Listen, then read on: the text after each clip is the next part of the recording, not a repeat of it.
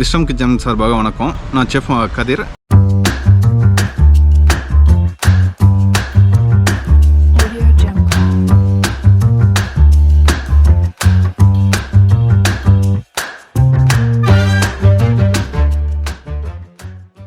இன்றைக்கி உணவே மருந்து அப்படின்றதில் இன்றைக்கி பேசிகிட்டு இருக்கோம். ரணகல்லி இலை, இந்த இதுதான் அந்த செடி ரணகல்லி இலை அப்படின்னு சொல்லுவாங்க. பாருங்க, இது வந்து நிறைய விஷயத்துக்கு பயன்படுது. நமக்கு நோய்க்கு மருந்தாக பயன்படுது. நிறைய இதுக்கு அதுக்கு கண்டிப்பாக எடுத்துக்கலாம். நம்ம எடுத்துக்கிறதுக்கு முன்னாடி நமக்கு என்ன மாதிரியான நோய் இருக்குது, அதுக்கு நம்ம எப்படி எடுத்துக்கணுங்கிறத நம்ம தெரியாமல் எடுத்துக்கிட்டு அதில் ஏதாவது சைடு எஃபெக்ட் வந்துடக்கூடாது. அதை எப்படி பயன்படுத்தணுங்கிறத கண்டிப்பாக சித்த டாக்டரை நீங்கள் கண்டிப்பாக அவங்கக்கிட்ட கேட்டு நீங்கள் ஃபாலோ பண்ணலாம். இது எல்லாத்துக்கும் இது நாட்டு மருந்தில் இருக்குது, சித்த மருந்தில். கண்டிப்பாக நீங்கள் இதை எடுத்துக்கையில் கண்டிப்பாக ஒரு சித்த மருத்துவரோட ஆலோசனையோடு எடுத்துக்கிட்டிங்க அப்படின்னா உங்கள் வியாதிகள் எல்லாமே கண்டிப்பாக 100% வந்து குணமாகும். இந்த ரணகல்லி இலையை கண் வலிக்கு பயன்படுத்தலாம். கண் வலிக்கு எப்படி பயன்படுத்தலாம் அப்படின்னு பார்த்தீங்கன்னா, புதுசாக ஒரு இலையை பழைய இலையை எடுக்கக்கூடாது. புதுசாக பறித்தோன்னா அந்த இலையை நல்லா மசிச்சு கையிலையோ இல்லை இதில் ஒரு கல்லுலையோ வச்சு நல்லா மசிச்சு க்ளீன் பண்ணிவிட்டு அதை வந்து ஒரு துணியில் எடுத்து வச்சு அந்த சாரை மட்டும் நம்ம புழிஞ்சு எடுத்துகிட்டு அந்த கண்ணில் நம்ம அதை கண்ணை சுற்றி தடவி வந்தோன்னு வச்சுக்கோங்க. அந்த சைடு இருக்குது பார்த்தீங்களா, இதை சுற்றி நம்ம தடவி வந்தோம் அப்படின்னா அந்த கண்ணில் இருக்க கண் உள்ள வலி இருந்துச்சுன்னா கண்டிப்பாக சரியாகும். அது டாக்டரோட இதில் நீங்கள் கண்டிப்பாக அதை கேட்டுட்டு நீங்கள் தயவு செஞ்சு இது பண்ணுங்கள்.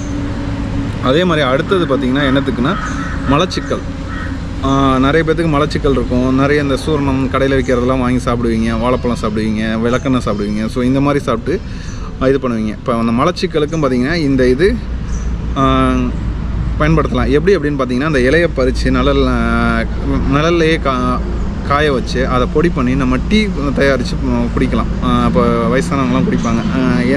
அதே மாதிரி டீ குடிக்கல பார்த்திங்கன்னா நம்ம சுகர் வந்து ஆட் பண்ணாமல் குடித்தோம் அப்படின்னா அதுக்கு வந்து 100% வந்து அதோட நம்ம எந்த டீ குடித்தாலும் எதுக்கு குடிக்கிறோமோ அதுக்கு கண்டிப்பாக பலன் உடனே கிடைக்கும். சர்க்கரை சேர்த்திங்க அப்படின்னா கண்டிப்பாக அதுக்கு பலன் அளிக்காது. அதே மாதிரி நிறைய பேர்த்துக்கு லூஸ் மோஷன் போகுது அப்படின்னா அதை ஸ்டாப் பண்ணுறதுக்கு போய் என்ன பண்ணுவோன்னா கடையில் போய் மாத்திரை கேட்போம். உடனே லூஸ் மோஷன் போகுது அப்படின்னா, ஆக்சுவலாக வந்து லூஸ் மோஷன் போகுது அப்படின்னாவே நம்ம விட்டுறணும். அது போக்கில் ஒரு நாள் போகட்டும் அப்படின்னு. ஏன்னா உடம்புல இருக்க கெட்ட கழிவுகளை வெளியேற்றுறதுக்கு தான் நம்ம அந்த லூஸ் மோஷன், இந்த வாமிட்டிங் இதெல்லாம் போகிறது.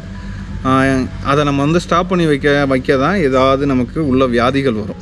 இப்போ எப்படி சொல்கிறதுனா, ஒரு சளி இருக்குது அப்படின்னா ஏதோ சொல்லுவாங்க ஒரு இதில் வைத்தியம் பார்த்தா 1 வாரம் பார்க்காட்டி 7 நாள் அப்படின்னு சொல்லுவாங்க. அது வந்து டிஃப்ரெண்ட் வந்து ரெண்டும் ஒன்று தான்.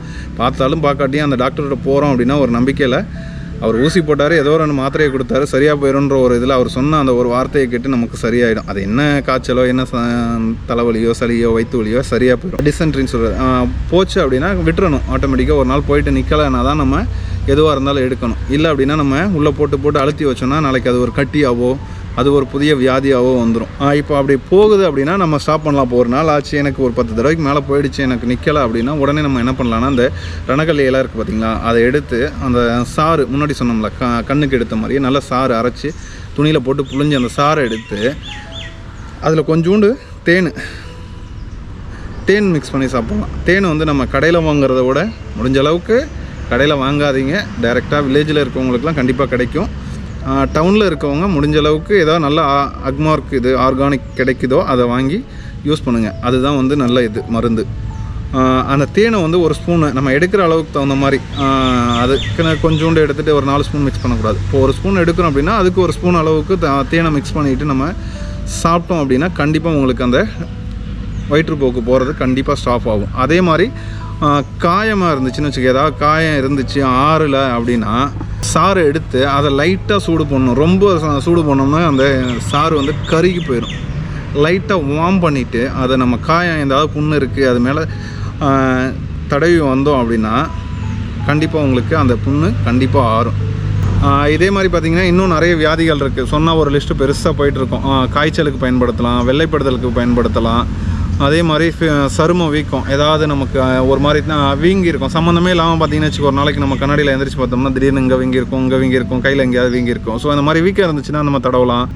மூல நோய் இருந்துச்சு அப்படின்னா இந்த இலையோட சாறை எடுத்து ஒரு நாளைக்கு 2 டைம் 2 முறை காலையிலையும் மாலையிலையும் இந்த சாரை வந்து ஒரு குறிப்பிட்ட அளவு ஒரு 4 ஸ்பூன் அந்த மாதிரி எடுத்து நம்ம குடித்தோம் அப்படின்னா கண்டிப்பாக மூல நோய் பிரச்சனையே இருக்காது, சரியாயிடும்.